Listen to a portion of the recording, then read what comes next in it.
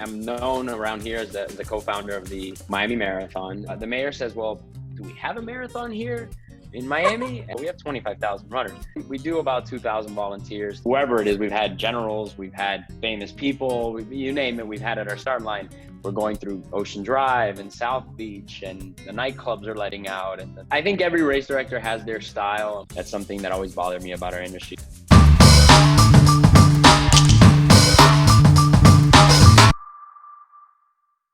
Hi, Frankie. How are you? How are you, Susie? Thanks for having me. Oh, thanks to you for being on my channel, because I know that you have a very tight schedule, and I do appreciate it because you're in between. There's a lot going on right now in Miami, where you are. Yes. Yes, and you have the T-shirt from We Run Miami. That's I'm right. super excited about that. Miami's a city that I've been, I think, 3 or 4 times in my life. And it's so different to anywhere else in the United States. That's so right. Every time I go, it's like you're immersed in this different culture.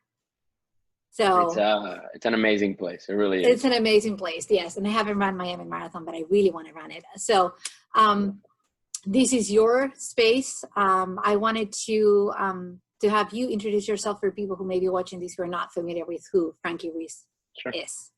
Sure. So once again, thank you for doing this. I think whoever referred me, however the connection was, I appreciate that person as well. So, but I am known around here as the co-founder of the Miami Marathon. I started that. This would have been the 19th edition in January. But besides that, I'm a dad. I am also a runner as well, and I coach high school kids. I coach adults, you name it. And then I'm also known as the co-founder of the largest run club in, some say, in the world. I mean, we'll let them keep saying that. But basically, we host 8 different run clubs, and one of those is the Brickell Run Club, which is considered as one of the largest. We haven't met in a few weeks, but we typically meet every week, and it's a free running club, and that one has anywhere from 400 to 800 people every Tuesday night. So I do that. Wow. And yeah, it's pretty cool. And then besides that, I'm pretty active in the local community, being an advocate of parks and trails, and I think that's where kind of my fire really comes from, or my attention is devoted when I'm not organizing a race or producing something. I'm definitely engaged in that. So yeah, it's a little bit about me. I'm sure I skipped a few things, but so I can only imagine that with what we have going on right now with COVID, and what we, I mean, I'm in the Northeast, you're in Miami. So what we hear right now is that Miami, Florida in general, is getting a spike in cases right now. So I imagine that has been a challenge for the community. How, I mean, with anywhere between 400 and 800 runners in your run club, that's a lot of people. Are you guys running virtually right now? We did a little bit of the Instagram live. We do some Zoom runs here and there to just keep people motivated and in touch with them. But it's obviously that many people. It's tough to do things even virtually speaking. And plus, it's, I think, been 15 or 16 weeks since we last met. So it's an extended period of time. Something that yeah, I mean, I look at and I can't believe. But yeah, we know that Florida in general has had some issues here with this spike. But I'm still seeing people out and about running and doing it as safely as possible. I continue to be an advocate of Royo, which is run on your own, unless you're running with a trusted group of people that you either that stay in your house or definitely don't have COVID. But yeah, I mean, wear your mask, all that good stuff is still part of our messaging, and we're just trying to stay in touch with folks with Instagram and sharing their stories, sharing the things that anytime they tag us or anything we can think about to put up. But it certainly has been a challenge, no doubt, to keep the community spirit alive, for sure. Right, right. So how did you start running?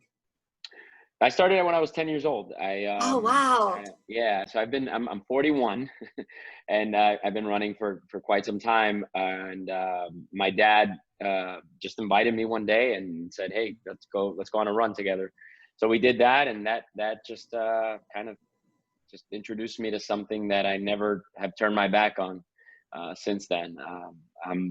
I'm an evangelist of running, because I of am something that too. I Yeah. did when I was it's something that I did when I was 10 years old, and I just haven't seen myself doing anything other than promoting the idea of running, for sure. And how did the idea of Miami Marathon That one's a little bit happen? longer story, but We have all the time you want to give us. So yeah, I'm just saying it's not as quick as saying, "Hey, I was 10 years old and we started the race." But no, it was actually close to 20 years ago, and the story includes the fact I have to include the fact that I was coaching at a high school, the same high school I'm still coaching at, and I was looking for a way to inspire these young men that were on my team. It was a middle school that I was coaching at the time, and I came across this photo in a magazine. That magazine happened to be Triathlete Magazine. I myself was still running. I was finishing my master's at FIU. I had run collegiately, so running was still around my life. I was helping to organize some races. So I had running in mind. So the industry was something I was paying attention to. So I was glancing through this magazine, this Triathlete Magazine, and an advertisement caught my attention for a San Diego triathlon. And it happened to have a photo of Robin Williams pictured with a young boy by the name of Rudy Garcia Tolson. And Rudy is a double amputee. You don't, for those that are watching at some point, make sure you look him up, because he's grown up to be an amazing athlete. But he's a I'll double link him below. amputee. Yeah, he's amazing. So he's a double amputee at 12 years old in this photo, saying, "Come join me in this triathlon." And I thought, this kid's he's got prosthetic legs. He's 12 years old. I gotta show his photo to my kids, but maybe, who knows, maybe I'll invite him and bring him to meet my high school kids, or my middle school kids at the time I was coaching, and reached out to him and his family. And long story short, they said, "Yeah, we'll send him to Miami," because they were based in California. "We'll send his dad with him, and you can have him for a couple days, and have him meet your guys." And I said, "Oh, how much will it cost to bring him?" They said, "Well, no, just the cost of his travel." And this is a young boy who had even been on Oprah, because his story was so inspiring back then, and still is. And so I said, "Well, but I got to give you guys something." And the mother said, "Listen, his name is Rudy Garcia Tolson. Miami is a Hispanic town. Can you expose him to the Hispanic media?" And I said, "Look, my undergrad degree was in public relations. I will spread that news as much as I can. And I'll see, maybe somebody picks up the fact that he's in Miami and they want to have an interview." And she goes, "Look, the only thing is Garcia, but he doesn't speak Spanish." And I said, "We'll work through that." So lo and behold, we had him here. We sent out a few press releases, and he was picked up as one of the things we had him do while he was here was compete in a triathlon with me. He did the run and swim portion. I did the bike. And in that race, he was interviewed by an affiliate of Fox News, WSVN down here. And it played on the news that night that this young boy with no legs had completed a triathlon. And the mayor's chief of staff happened to be watching that night. And he saw it and was inspired by it. And he said, "Hey, look," he reached out to me and he said, "Hey, you don't know me, but my name's Javier Soto. I am interested in meeting that young boy. Can you bring him to my staff and the mayor as well to meet him?" And I said, I'll do what I can, arrange his schedule. The following day he was leaving. And so we took him to the mayor's office. I told you this is a long story, but I think I'm enjoying every second of it. So, yeah. So I drove him over to the mayor's office. And one little detail I'd like to mention is that we were actually in the Everglades. For those that don't know what the Everglades is, I looked that up as well, but the Everglades is one of the largest national parks in the country. And we have it down here, and it's in the middle of nowhere, and they have alligators. And Rudy wanted to go see an alligator. He had never seen an alligator up close. And not only hadn't seen an alligator, but he wanted to tell his friends that he lost his legs to an alligator. You know, so, but Rudy actually, he had Tarangum syndrome, which at a very young age, he had you know, this deformity, and it just didn't allow his legs to grow the right way. So, but he still had this humor to him. So he still has this humor, which is basically, Frankie, I'm not going to tell everybody I have Tarangum syndrome. At 12 years old, this kid's telling me this. He's like, I want to tell him I lost it, you know, with an alligator. So anyhow, we took him out there. He wrestled an alligator. You know, they had the alligator taped up, but he got some photo ops, amazing photos. And so we rushed him from there to the mayor's office, 29th floor in downtown Miami. Mayor of Miami-Dade County had him sit down with Rudy for a little bit. They did some Q&A, and one of the questions that gets asked is from the mayor's mouth is, Rudy, what is the longest distance you've ever run? And Rudy said, well, I've done, you know, some 10Ks. I'm going to do a half marathon, and but eventually my goal is to do a marathon and one day do an Ironman. And so the mayor says, well, do we have a marathon here in Miami? And that's where the question kind of, you know, we all hit the pause button at that moment. And the chief of staff and I walked out of the room after, and he said, let's talk. And I said, yeah, I mean, I think we should try to have a marathon here so that one day Rudy can come run it, and we could join the rest of the major cities in the world that have their own major race. Miami had one in the 70s and 80s, but it dissipated. And so we kind of knew what not to do. And like they say, the rest is history. We got together, a couple friends of mine, and started the Miami Marathon in 2003. The race quickly grew from 3,000 runners or so to what it is now, which was upwards of 20,000. I've gone through several acquisitions. I no longer own the race by myself. It's now owned by Lifetime. Lifetime is the largest health club, one of the largest health club operators in the country. So I work with them now to organize this multinational world-class event that takes place every January or early February here in Miami. So, yeah. Very cool story. I actually was doing my research because I want to be informed and be able to ask smart questions, and I could not find how the marathon came about. Sure. It's a good question. yeah. So that's a very, very cool story. So in terms of organizing a race and how complicated, I mean, in my mind, organizing a race that's 20,000 runners has to be quite an undertaking. So yeah, how sure. many departments are involved, like in the city? I imagine it's police, firemen. I mean, how do you? Sure. Yeah, there's over our last police count was somewhere in the 500 range. There's 500 officers that are out on the course. Medics, there's probably a couple hundred between medics and nurses and doctors. It involves every jurisdictional or every department within every jurisdiction. So you multiply it by 3 because we've got the county in 2 cities, the city of Miami Beach and Miami. It becomes a puzzle for sure. And this is pre-COVID, so I can only imagine how things are going to get after, and all the different requirements that are gonna be in place. And it's a task that takes us an entire year to plan. We've got a team of about 15 folks that work on it in one way, shape, or form during the year, and then the staff grows to about 200 on race weekend. Some folks just see a start and finish line and some cups of water, and they don't realize everything that went to getting to that point, nor do they realize what it takes that day. It's certainly something that now it's basically a profession. It's a career for a lot of folks, and Miami's not even close to being the largest. Obviously, we've got a half and full marathon. The smaller of the 2 races is the full, but we do 22,000, 23,000 people.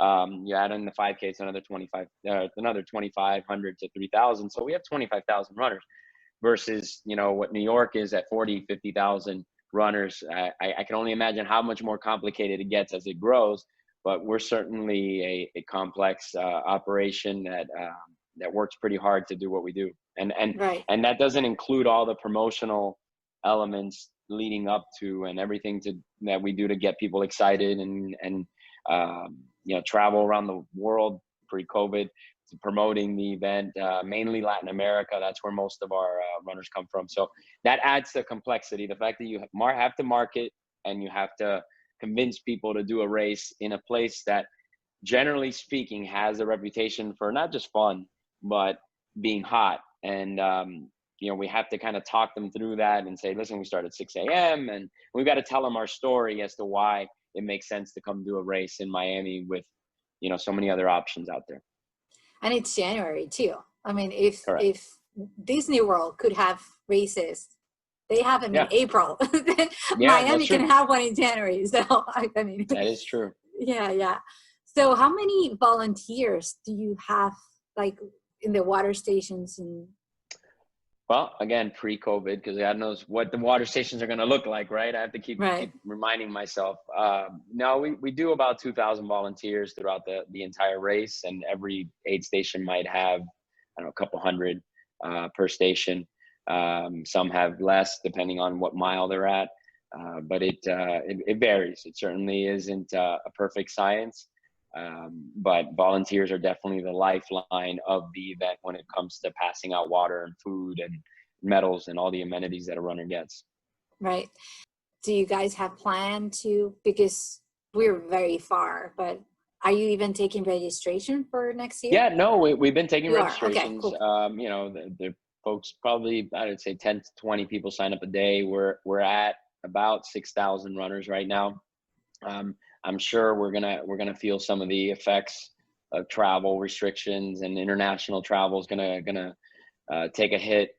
We're talking about all the new guidelines that might be in place by then, and how that's gonna look. Whether we have to limit the overall field size, whether we have to extend the start lines, all these things that are being talked about. We may have to cut time limits and all these things to get us off the roads quick enough.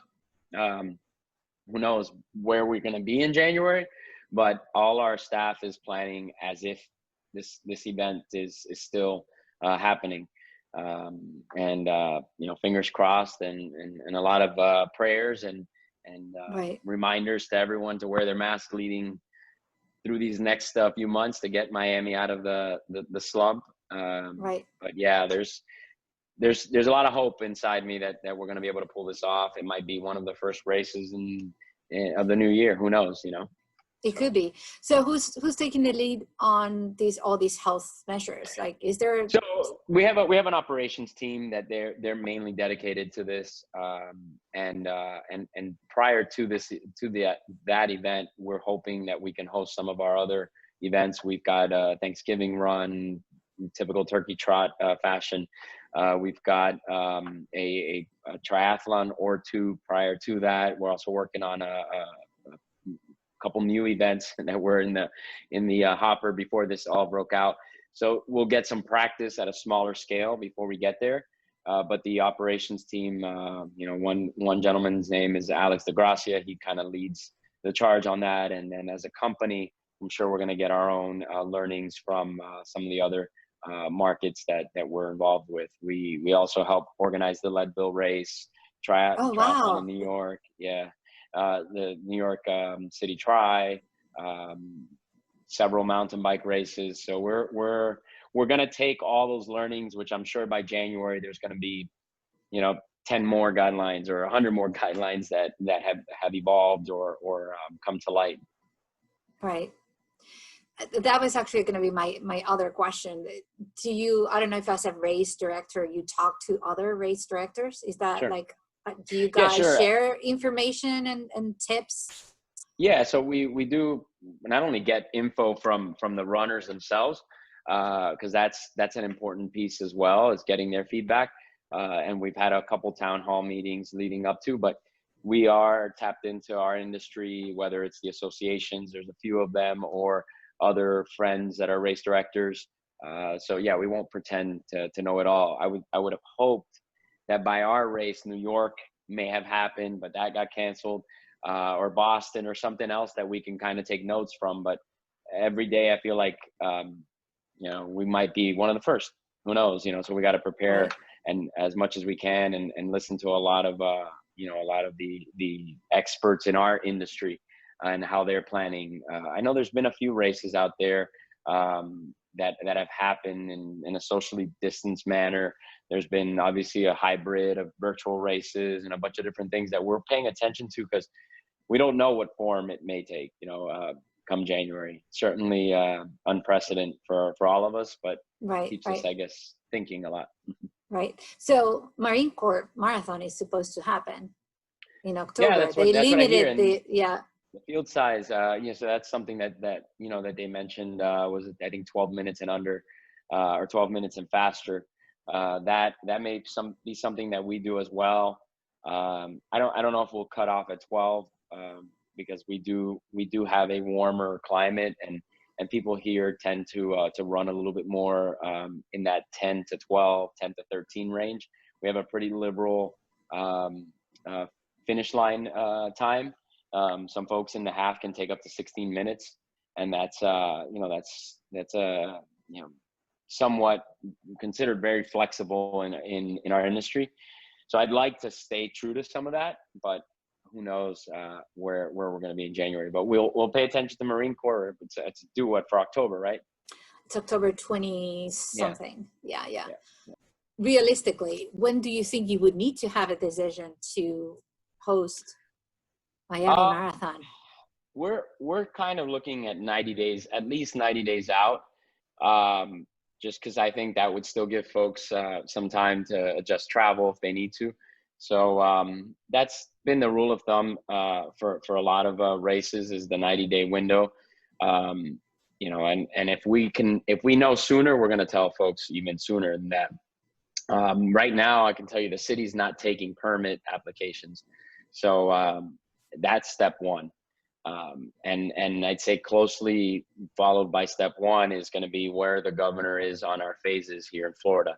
We're Right. still in phase one. It's somewhat of a hybrid of phase 1 and 2. He's sort of broken the state down into a few different parts, given the population, the way the population spreads out a bit. South Florida is obviously more concentrated, so I think that's why we're seeing what we're seeing. But if we move past phase 2, then I think we can start to have conversations on how we can have this event. For the time being, we got our ear to the ground. We're promoting the idea of running, not necessarily, you know, specifically encouraging people to register today if they feel, you know, a bit nervous. We're also still working on our deferral policy is still in place, and our transfer policy is still in place, which that's always been the case. You can transfer to someone else or defer to the following year. We're Which is working great. on yeah, it's Very something we flexible. did a couple of years ago, and I think most races are starting to offer some of the same. I never understood why you couldn't, you know, not pass a bid, but legally pass a bid with, you know, with the name transfer and the proper information transferred over. That's something that always bothered me about our industry. So we changed that a couple of years ago. But specific to the refund policy, when we opened registration back in January of last year, or February of last year, you know, our policy was no refunds. That is, you know, that's something, and we had close to 4,000 people that registered back then. So as a race organizer, we know we're still salaried, and we still got our staff, and we've still been working, you know, up to now. So there's work that has already been done, as they say. But we don't know what that refund policy will look like in a couple months, so that people can feel comfortable about investing in the likelihood of a race. I'd like to think we're pretty fair company when it's come to some of our other events. We've refunded outright everything, but you know, it's all going to be I think it's still something we're still thinking through. before we put anything formally out there for folks. But yeah. Okay. That, I think it's very flexible, because many other large marathons, I sign up for the 9+1, which I don't know if you're familiar, is the program the New York Road Runners have to support. Yeah, of course. You sign up for 9 races and then 9 races and then you get the first. Yes, correct. Yeah. So in theory, I'm running 2021. I say in theory because things are moving. We really don't have the guaranteed bid as of right now. So even though I pay for the races, and the races no, you're right. didn't happen. You're right. They offered me either we refund you or you can keep credit. So I chose to keep the credit. But now, because they're canceling this marathon for this year, I don't know. I really don't know what's going to happen. So we're in limbo. And if you're paying $300 that you pay for that package, for some people, it's a lot of money to be out of, like $300 that you could use. So no, absolutely. And believe it or not, you mentioned New York. We talked quite a bit to New York. The actual, their I guess their number 2, their technical director over there is to work here actually with the Miami Marathon, and he moved up, I'd say, to New York. Yeah, exactly. It's a little bit larger.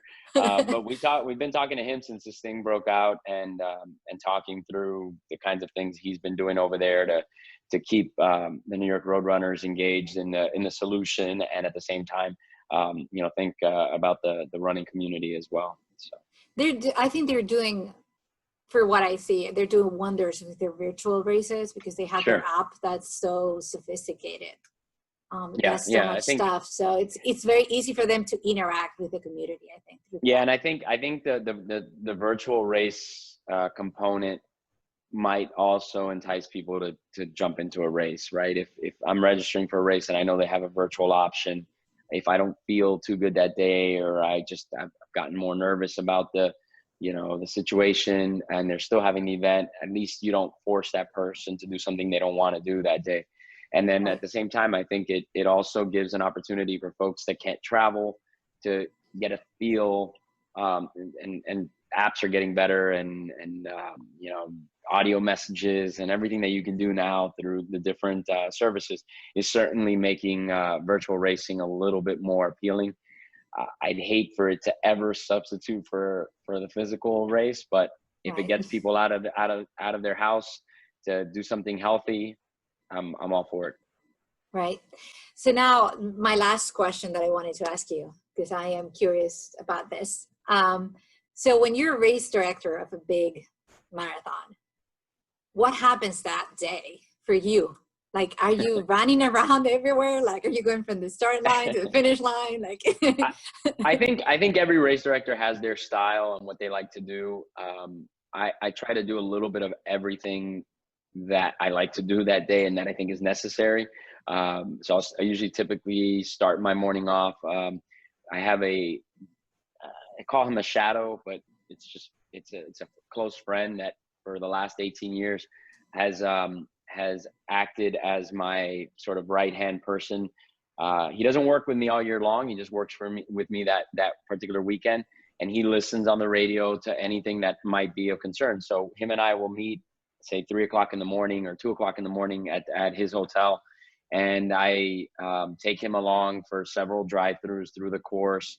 I'll go and check out the start line and the finish line and see how things are coming along there. I'll pass by the command center, and then I usually will, about 30 minutes before the race, report to the start line and start to greet the dignitaries, the mayor, or whoever it is. We've had generals, we've had famous people, you name it, we've had at our start line. So I'll go do that, do some photo ops, make one last walkthrough of the start line itself, and then I love to ride in the lead clearance vehicle, which is different from the pace vehicle. The pace vehicle is the pretty one. It's the one that's usually sponsored by somebody, or it's got the clock on top, and that one goes at a set pace, and it's kind of just acting as a visual guide for the runners. But up in front of them is usually a series of police officers or a line of officers in motor bikes or in cars. And then in front of that, I will drive my old pickup truck still. So awesome. You know, I still love to do that with a flashing light and my friend in the passenger seat with radio channels and everything we're in touch with, and just clear out the course ahead of the lead wheelchairs and the lead runners, and make sure that there are no major, you know, fires to put out along the way. So we get surprised quite a bit out there. I mean, some of the things we see, because we're going through Ocean Drive and South Beach, and the nightclubs are letting out, and the things sometimes that we've come across have been, you know, things that no one else finds out about, you know, that we've been able to put out in a couple minutes and move things around and adjust cones or barricades or move a police officer to a different post. So I get to be like the, you know, the cop that day. They even give me a police officer's hat that day just for fun. And so I'll do the whole course, the all 26.2 miles, and I'll come back to the finish line. And I like to hold the tape for a few of the athletes that are still, you know, whether it's the first female or the top, you know, I'm near the finish line area. We also have a kids race, so I'll wait there for that you know, first runner to come through. And then I'll spend the rest of the time walking through the festival and waiting for the last runner. I wait for the last runner at the finish line. I like to put the medal on the last runner and make it a, I don't know, as important as it was for that first elite runner, all the way through to that last runner. So that's a little bit of my weekend or my So morning. awesome. Yeah. A lot of fun. I always wonder what a big, you know, like a race director for me, big race, what they do. It's really more than just 8 hours. You're there from the morning till like very late. Yeah. Oh, and then we're at, like, the night before, I didn't get any sleep because we had a 5K. And the night before that, I didn't get any sleep because we had to close down the roads for the finish line setup. So it's a lot going on for several days. After that, you know, we're pretty spent. Sure. Very good. Well, this was amazing. I so appreciate that you took this interview. Where can folks find you? If like you're on Instagram? Yeah, I'm on Instagram. Obviously, you know that. Yeah, I found you there. Yeah. It's Frankie Ruiz. You can find me. I'm everywhere, and I try to speak to every different channel a little differently. But I've got LinkedIn, I've got Instagram, Facebook, all these different outlets, and then of course the marathon itself has its own pages and handles. And yeah, I mean, I think I'm pretty accessible, as you know. I can vouch for that. Yes. If anybody needs anything in Miami, I'm your guy. I don't leave Miami too often, so if you need anything you need here, whether it's running related or not, I'm ready to serve. Thank you so much, Frankie. I'll put all the links below. Awesome. Thank you, Susie. Thank you so much. Have a good night. Bye-bye. All right. Bye.